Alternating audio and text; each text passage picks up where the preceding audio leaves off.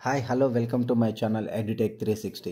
Friends, ఈ వీడియోలో మనం హెచ్డిఎఫ్సి బ్యాంక్ నుంచి రిలీజ్ అయినటువంటి ప్రొబేషనరీ ఆఫీసర్ ప్రోగ్రామ్కి సంబంధించి రిలేషన్షిప్ మేనేజర్ రిక్రూట్మెంట్ డీటెయిల్స్ అనేది చూద్దాం. చూసే ముందు మన ఛానల్ ఫస్ట్ టైం చూస్తున్న వారు ఎవరైనా ఉన్నట్లయితే కనుక ప్లీజ్ సబ్స్క్రైబ్ చేయండి, లైక్ చేయండి, షేర్ చేయండి. ఓకే ఫ్రెండ్స్, హెచ్డిఎఫ్సి బ్యాంక్ మనం చూసుకున్నట్లయితే కనుక ఇది one of India's top private sector bank.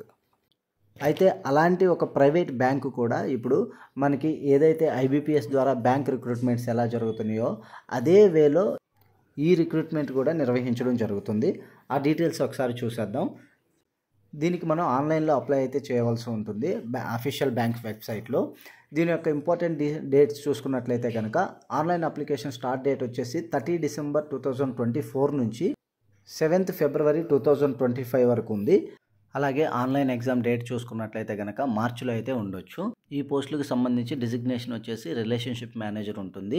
ఒకసారి ఎలిజిబిలిటీ డీటెయిల్స్ ఒకసారి చూసుకున్నట్లయితే కనుక ఎడ్యుకేషనల్ క్వాలిఫికేషన్ వచ్చేసి any graduation from recognised university ఉండాలి, ఏదైనా డిగ్రీ ఉండాలి. అదేవిధంగా డిగ్రీతో పాటు మినిమం 1 to 10 years ఎక్స్పీరియన్స్ అనేది ఉండాలి, అది కూడా సేల్స్లో. అలాగే మన అకాడమిక్స్లో మినిమం 50% అనేది మనకి మార్క్స్ అయితే వచ్చి ఉండాలి. నెక్స్ట్ ఏజ్ డీటెయిల్స్ ఒకసారి చూసుకున్నట్లయితే కనుక 7th ఫిబ్రవరి 2025 అనగా అప్లికేషన్ చివరి డేట్ నాటికి మనకి 35 years ఏజ్ అయితే వచ్చి ఉండాలి. అలాగే వర్క్ ఎక్స్పీరియన్స్ చూసుకున్నట్లయితే కనుక minimum 1 to 10 years sales experience ఉండాలి, అది ఏ ఆర్గనైజేషన్ అయినా పర్వాలేదు. ఎడ్యుకేషన్ క్వాలిఫికేషన్ అయితే మనకి 10th ఇంటర్ ప్లస్ డిగ్రీ అనేది ఉండాలి, లేదా 10th డిప్లొమా ప్లస్ బీటెక్ అనేది ఉండాలి ఫ్రెండ్స్. అది కూడా రెగ్యులర్ కోర్సెస్ మాత్రమే చేసి ఉండాలి. ఇక్కడ క్లియర్గా అయితే మెన్షన్ చేయడం జరిగింది. Distance education will not be considered అని అయితే క్లియర్గా ఇక్కడ మెన్షన్ చేయడం జరిగింది. అదేవిధంగా graduate should have secured minimum 50% marks in 10th class, intermediate or diploma and graduation. ఈ అన్ని కోర్సెస్లో కూడా మినిమం 50% మార్క్స్ అయితే మనకి వచ్చి ఉండాలి. అలాగే మీ గ్రేడ్ అనేది జీపీఎల్లో కనుక ఉన్నట్లయితే కనుక ఇలా పర్సంటేజ్గా కూడా మార్చుకోవచ్చు. ఆ ఫార్ములా కూడా ఒకసారి చూసుకున్నట్లయితే కనుక జీపీఏ ఇంటూ 7.1 + 11 ఇది స్కేల్ ఆఫ్ 10కి మనకి ఇవ్వడం జరిగింది. దీని ప్రకారం మన పర్సంటేజ్ కూడా ఒకసారి చెక్ చేసుకోవచ్చు. అదేవిధంగా మనకి సపోజ్ 49.99% ఉన్నట్లయితే కనుక దాన్ని రౌండ్ ఫిగర్గా మనం 49గా వేయాలి తప్ప 50గా అయితే తీసుకోవడానికి వీలు లేదనమాట. ఎందుకంటే మనం అప్లై చేసే టైంలో మనకి 2 digits మాత్రమే అక్కడైతే ఎంటర్ చేయవలసి ఉంటుంది. పర్సంటేజ్ దగ్గర ఏదర్ 50%, 51%, 52% అలా మాత్రమే ఎంటర్ చేయవలసి ఉంటుందన్నమాట. సో దాన్ని బట్టి ఒకసారి మన పర్సంటేజ్ చెక్ చేసుకొని క్లియర్గా అందులో మెన్షన్ చేస్తే ఫ్యూచర్లో ఎటువంటి ప్రాబ్లం అనేది అయితే ఉండదు. నెక్స్ట్ ప్రొవిషన్ పీరియడ్ చూసుకున్నట్లయితే కనుక 6 months ప్రొవిషన్ పీరియడ్ ఉంటుంది. అదేవిధంగా మనకి కన్ఫర్మేషన్ అనేది ఈ ప్రొవిషన్ పీరియడ్లో మన పర్ఫార్మెన్స్, మన వర్క్ను బట్టి అయితే కన్ఫర్మేషన్ చేయడం జరుగుతుంది. అయితే సర్వీస్ అగ్రిమెంట్ పీరియడ్ అయితే ఏమీ అవసరం లేదు. నెక్స్ట్ ప్లేస్ ఆఫ్ పోస్టింగ్ చూసుకున్నట్లయితే కనుక మనకి ఎనీవేర్ ఇన్ ఇండియా అనేది అయితే ఇవ్వడం జరిగింది. నెక్స్ట్ ప్యాకేజ్ డీటెయిల్స్ ఒకసారి చూసినట్లయితే కనుక మన ఎక్స్పీరియన్స్ని బేస్ చేసుకొని మినిమం 3 lakhs to 12 lakhs అయితే ఇవ్వడం జరుగుతుంది. అదేవిధంగా ఈ ఫిక్స్డ్ సిటీసీఏ కాకుండా ఎంప్లాయీకి ఇంకా అడిషనల్ బెనిఫిట్స్ వచ్చేసి వేరియబుల్ పే అనేది ఉంటుంది. అదేవిధంగా ఎంప్లాయీ లోన్ సబ్సిడీ కూడా ఉంటుంది. నెక్స్ట్ మనకి మోడ్ ఆఫ్ సెలెక్షన్ చూసుకున్నట్లయితే కనుక ఇది మనకి టోటల్గా 2 phases అయితే ఉండడం జరుగుతుంది. ఒకటి వచ్చేసి మనకి ఆన్లైన్ టెస్ట్, సెకండ్ ఫేజ్ వచ్చేసి పర్సనల్ ఇంటర్వ్యూ. మనకి ఆన్లైన్ టెస్ట్లో ఏదైతే మనకి మార్క్స్ అయితే వస్తాయో వచ్చిన మార్క్స్ని బేస్ చేసుకొని పర్సనల్ ఇంటర్వ్యూకి కాల్ అయితే ఇవ్వడం జరుగుతుంది. ఈ రెండింటి మెరిట్ ఆధారంగా మనకి పోస్టింగ్ అయితే ఇవ్వడం జరుగుతుంది ఫ్రెండ్స్. ఈ ఆన్లైన్ టెస్ట్కి సంబంధించి కంప్లీట్ సిలబస్ కూడా డీటెయిల్డ్గా ఇవ్వడం జరిగింది. ఆ డీటెయిల్స్ ఫర్దర్గా చూద్దాం. మనం చూసే ముందు ఫ్రెండ్స్ ఈ వీడియోను తప్పకుండా మీ ఫ్రెండ్స్ అండ్ ఫ్యామిలీలో ఎవరికైనా షేర్ చేయండి. అలా మీరు షేర్ చేయడం వల్ల తెలియని వారు తెలుసుకోవచ్చు, అదేవిధంగా వాళ్ళకి ఎంతో కొంత యూజ్ అయితే అవుతుంది.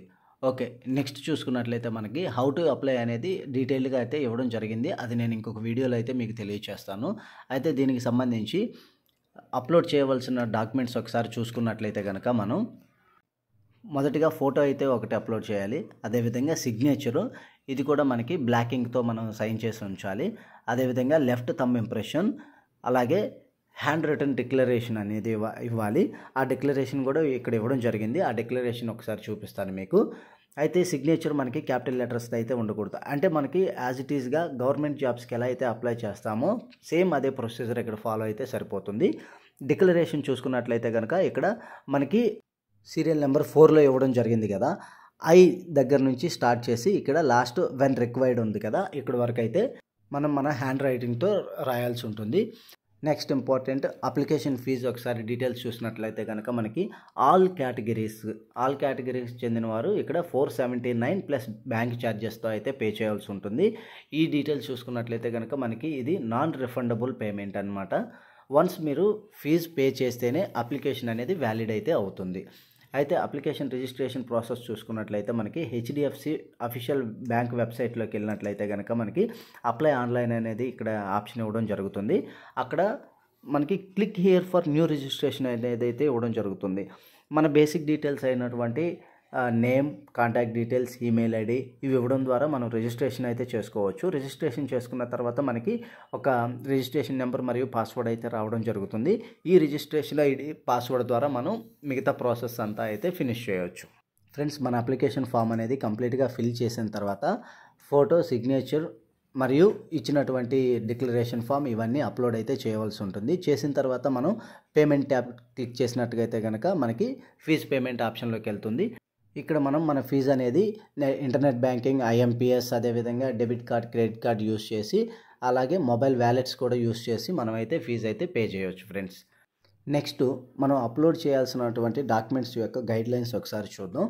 మొదటగా ఫోటోగ్రాఫ్ చూసుకున్నట్లయితే కనుక మనకి దీని సైజ్ వచ్చేసి మనకి 20 to 50 KB అయితే మెయింటైన్ చేయాలి ఫ్రెండ్స్. ఇక్కడ మనం ఈ డైమెన్షన్స్ అనేది 200-230 పిక్సెల్స్ అనేది ఆటోమేటిక్గా అయితే తీసుకోవడం జరుగుతుంది. అయితే మనం ఫైల్ సైజ్ మాత్రం 20 to 50 KB అయితే మెయింటైన్ అయితే చేయాలి. నెక్స్ట్ సిగ్నేచర్కి సంబంధించినటువంటి గైడ్లైన్ ఒకసారి చూసుకున్నట్లయితే కనుక మనం వైట్ పేపర్ మీద సైన్ అయితే చేయాలి, విత్ బ్లాక్ ఇంక్ పెన్ తోటి చేయాలి. అదేవిధంగా దీని సైజ్ చూసుకున్నట్లయితే కనుక మనకి 10 KB to 20 KB అయితే ఉండాలి ఫ్రెండ్స్. అదొకసారి ఎన్ష్యూర్ చేసుకోండి. అదేవిధంగా లెఫ్ట్ థంబ్ ఇంప్రెషన్ చూసుకున్నట్లయితే కనుక మనకి జేపీజీ ఆర్ జేపీఈజీ ఫార్మాట్లో అయితే ఉండాలి. అలాగే దీని ఫైల్ సైజ్ చూసుకున్నట్లయితే కనుక 20 KB to 50 KB అనేది అయితే మెయింటైన్ చేయాలి ఫ్రెండ్స్. అలాగే నెక్స్ట్ డిక్లరేషన్ చూసుకున్నట్లయితే కనుక ఇది మనం ఇంగ్లీష్లోనే ఆల్రెడీ ఇచ్చారు కదా, పారాగ్రాఫ్ ఇచ్చారు కదా, ఆ పారాగ్రాఫ్ అయితే మనం ఇక్కడ ఫిల్ చేయాలి.